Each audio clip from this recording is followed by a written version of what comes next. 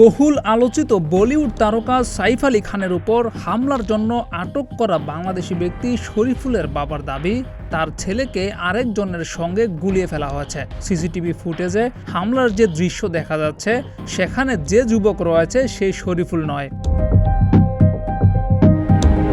শরীফুলের বাবা রুহুল আমিন ফকির বিবিসিকে জানিয়েছেন, টিভি চ্যানেল এবং ফেসবুকের মাধ্যমে ছেলের আটকের খবর জেনেছেন তিনি। তবে তিনি দাবি করেছেন, যে ছেলে সাইফ আলী খানের উপর হামলা করেছে সেটা শরীফুল নয়।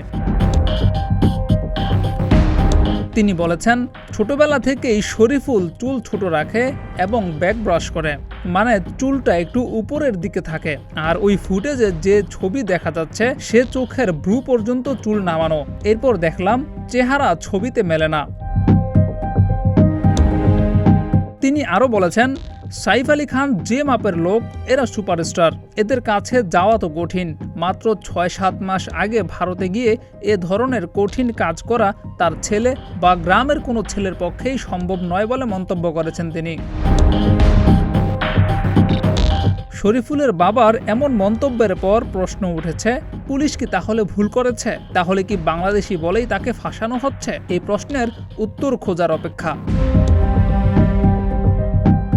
জিয়াউর রহমান, প্রতিদিনের বাংলাদেশ।